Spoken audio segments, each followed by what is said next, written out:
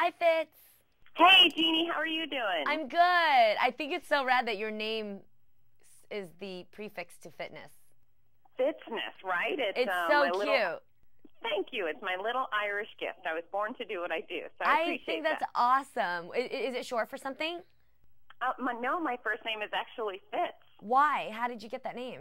Because I'm Irish, and that's what we do. Oh, dope. Okay. Right? So it's Fitzness, and, You've got to coin that somehow and make like a, I don't know if you've already done it with your website or something. It is trademarked, and it is fitzness.com, and it is Fitzness all the way over here. Nice. I love it. Congrats. Well, thank you. Thank you. So you have a new show, and How Do I Look Worst Dressed in America? Tell me about it. Okay.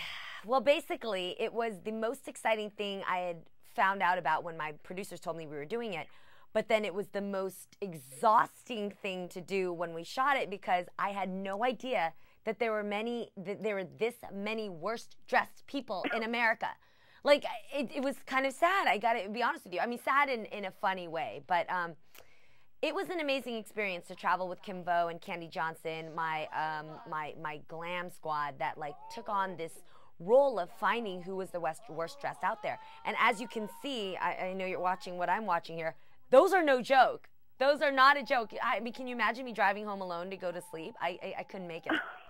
No, so tell me, you tell these people, hey, your friends have submitted you because you look horrific every day. How do they respond? You know what? Most of the women that made it to be worst dressed, which is very different from my regular series of just everyday women who really don't know that they're worst dressed or that they're badly dressed, is that these women are so confident and cocky in the way that they look that they've gone beyond the threshold of even thinking about the way that they dress. Does that make sense? Like, yeah. They have no idea because they've let themselves go so far that they don't even look at themselves in the mirror anymore. They're like, what are you talking about? This is who I am.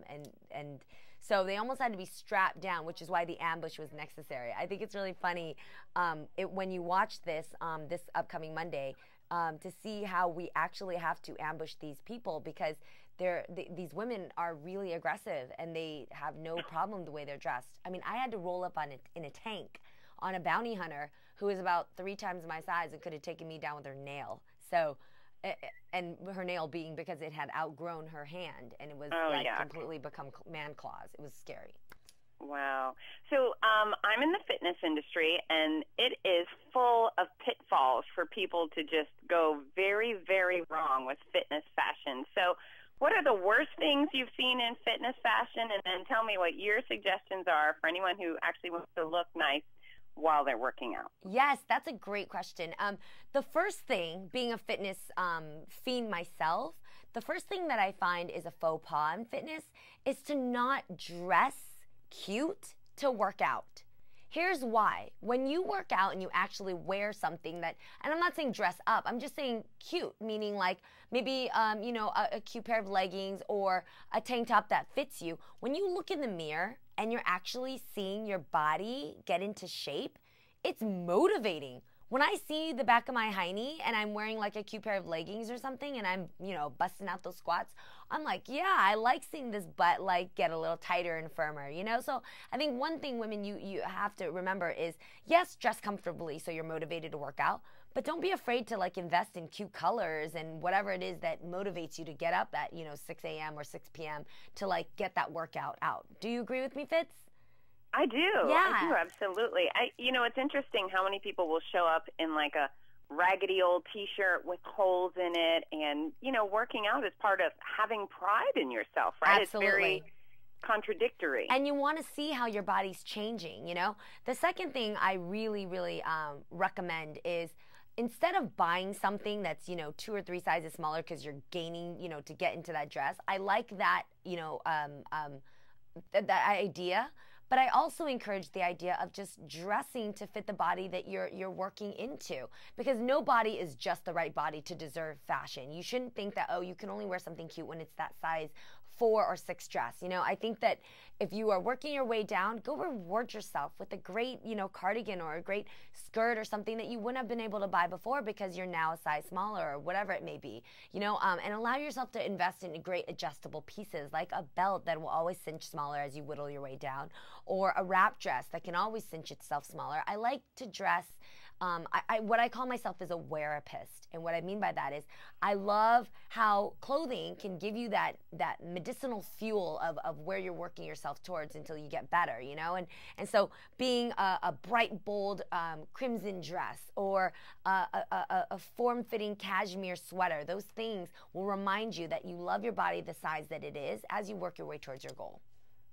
And my last question, and I recently worked with Juliana Rancic, and we had a little confession over our bad fashion, and mine was the old thong leotard while working out. What's one of the worst things you've ever worn that you regret and you would rip up the pictures if you could? Well, first of all, I wouldn't rip up the pictures because I kind of embrace those sides of me because we're human, and I would rather live risk than to live boring at all.